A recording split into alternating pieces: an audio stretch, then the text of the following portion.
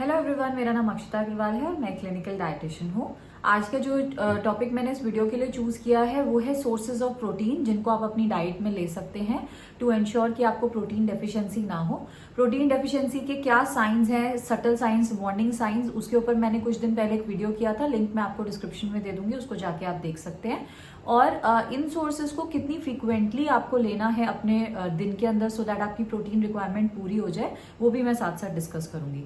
तो सबसे पहली चीज जो आपको पता होनी चाहिए वो ये कि जो प्रोटीन होता है उसमें दो चीजें मैटर करती हैं। पहली चीज तो ये मैटर करती है कि हम कितनी क्वांटिटी खा रहे हैं, और दूसरी चीज ये मैटर करती है कि हम किस सोर्स से खा रहे हैं।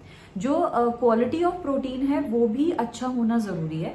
हाई प्रोटीन क्वालिटी का क्या मतलब है कि ये जो प्रोटीन है ये असेंशियल अमाइनो एसिड्स में कंप्लीट है और बॉडी के लिए इसको डाइजेस्ट करना इजी है। तो जब हम ये प्रोटीन खाएंगे तो इसमें से मैक्सिमम अमाउंट ऑफ प्रोटीन हमारी बॉडी यूज कर पाएगी, डाइजेस्ट कर पाएगी। और जो लो क्वालिटी प्रोटीन होता है उसमें क्या होता है कि जो प्रोटीन आप अगर मान लीजिए 7 ग्राम प्रोटीन खा रहे हैं तो 7 का 7 ग्राम्स आपको नहीं मिलेगा। एसिमिलेशन डाइजेशन के प्रोसेस में कुछ प्रोटीन लॉस हो जाएगा और आपको अराउंड 4.5-5 ग्राम्स प्रोटीन मिलेगा। तो अब सबसे पहले हम बात करेंगे नॉन वेजिटेरियन सोर्सेज की।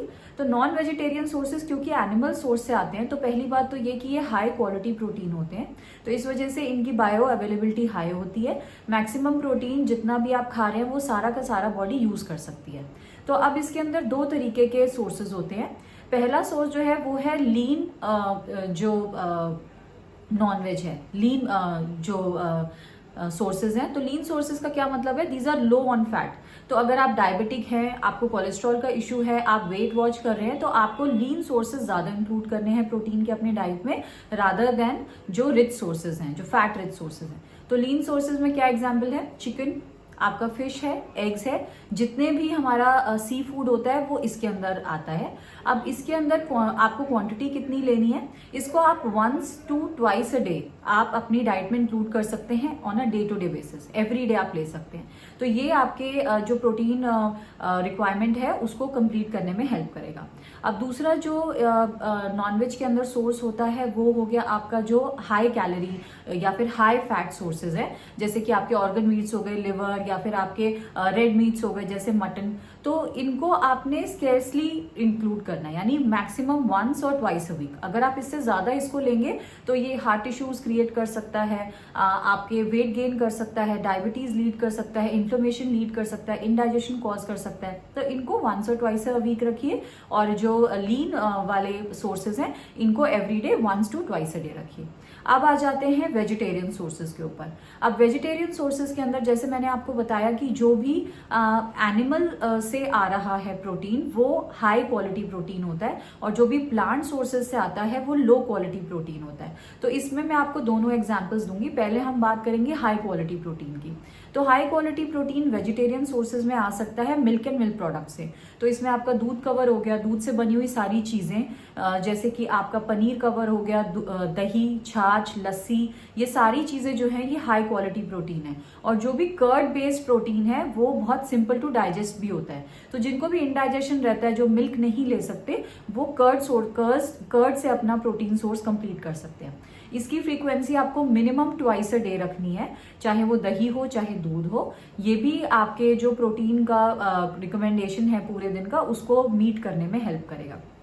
अगला जो है प्लांट सोर्सेज से जो प्रोटीन हमको मिलता है, उसके अंदर आपकी जितनी भी दालें हैं, जितनी भी लेग्यूम्स हैं वो आ जाते हैं। तो इसके अंदर आप क्या क्या ले सकते हैं, आप चना ले सकते हैं, राजमा ले सकते हैं, छोले ले सकते हैं, बेसन ले सकते हैं, आपका सोयाबीन हो गया, जितनी भी नॉर्मल दाल्स हो सकती है वो ले सकते हैं। तो ये जो है इनका भी आपको minimum 1 portion in a day लेना है, और maximum 2 portion in a day.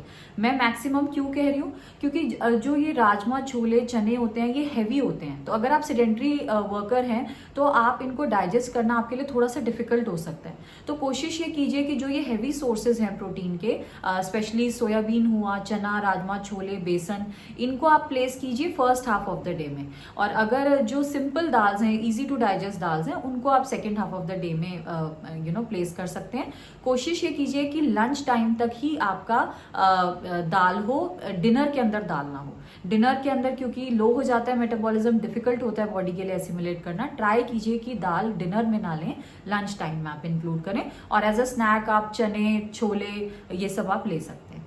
अब जो नेक्स्ट सोर्स है, ये थोड़ा सा मतलब कम प्रोटीन प्रोवाइड करता है, वो है नट्स, क्योंकि इसकी क्वांटिटी हम कम खाते हैं।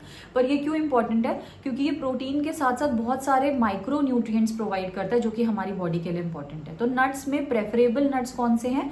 आप एलमंड्स ले सकते हैं, वॉलनट्स ले सकते हैं और पिस्ता ले सकते हैं। तो पिस्ता around 4-5 pieces a day, walnut about 1 to 2 depending on the season, and almonds जो है वो 7 to 12 पीसेज ले सकते हैं। For females about 7 to 8 pieces are enough, और अगर आप मेल हैं तो अबाउट 12 to 15 पीसेज आप ले सकते हैं। तो ये भी बहुत कम क्वांटिटी ही सही, बट प्रोटीन कंट्रीब्यूट करते हैं प्लांट सोर्सेज में फॉर वेजिटेरियंस। तो आई होप ये वीडियो ने कुछ क्लैरिटी दी होगी आपको अबाउट क्या प्रोटीन के सोर्सेज होते हैं और क्या फ्रीक्वेंसी हमें उनकी रखनी चाहिए।